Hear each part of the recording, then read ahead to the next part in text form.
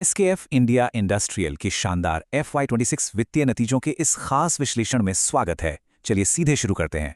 आज की इस चर्चा में मुनाफे, डिविडेंड, हालिया डीमर्जर और कुछ दिलचस्प अकाउंटिंग एडजस्टमेंट्स पर फटाफट नजर डालेंगे। भाग 1 शानदार FY26 नतीजों का अवलोकन। चलिए सीधे कंपनी की बॉटम लाइन और मुख्य वित्तीय आंकड़ों को देखते हैं। इस साल कंपनी ने लगभग 35 बिलियन रुपए की जबरदस्त कुल आय दर्ज की है। ये आंकड़ा वाकई प्रभावशाली है। सबसे खास बात, ऑडिटर्स डिलॉयट ने इन शानदार नतीजों पर अपनी अनमॉडिफाइड ओपिनियन दी है।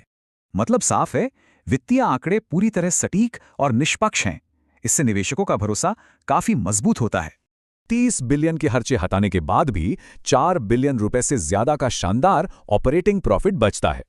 भाग 2, डिविडेंड और शेयर धारक रिटर्न। चलिए अब उस हिस्से पर आते हैं जिसका हर निवेशक को इंतजार रहता है। बोर्ड ने FY26 के लिए प्रति इक्विटी शेयर पूरे 10 रुपये के शानदार फाइनल डिविडेंड की सिफारिश की है। ये तारीखें नोट कर लें। रिकॉर्ड डेट 3 जुलाई है और भुगतान 11 सितंबर तक होने की पूरी उम्मीद है। भाग 3 एसकेएफ डीमर्जर। इस साल की वित्तीय संरचना समझने के लिए इस हालिया बदलाव को जानना बेहद जरूरी है।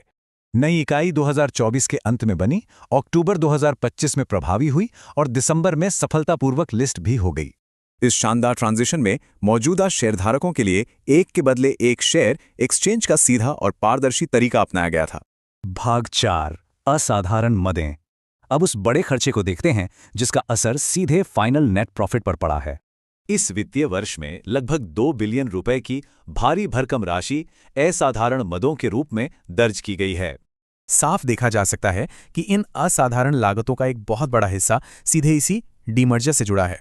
असल में डीमर्जर के इन खर्चों में IT सेटअप, पेशेवर सेवाएं, भारी स्टैंप ड्यूटी और लैंड रजिस्ट्रेशन प्रीमियम शामिल हैं। याद रहे, ये सिर्फ वन टाइम खर्चे हैं जो एक नई स्वतंत्र कंपनी खड़ी करने के लिए बिल्कुल जरूरी होते हैं। तो फिर सवाल उठता है कि इन असाधारण मदों में बाकी बचे 34.9 मिलियन रुपए आखिर किस चीज के हैं? सरकार ने 29 श्रम कानूनों को मिलाकर 4 नए कोड्स बनाए, जिससे कर्मचारी लाभों की पूरी गणना बदल गई है। कंपनी ने इस बदलाव को पूरी निष्पक्षता से रिपोर्ट किया है, जिसका मुख्य असर ग्रेच्युटी की गणनाओं पर पड़ा है। इन सभी वन टाइम खर्चों को घटाने के बावजूद कंपनी का टैक्स से पहले का मुनाफा 2.2 बिलियन से अधिक है। अब सबसे बड़ा सवाल, डीमर्जर के बाद ये स्वतंत्र दिग्गज कंपनी अपने मजबूत आधार से भविष्य में क्या कमाल कर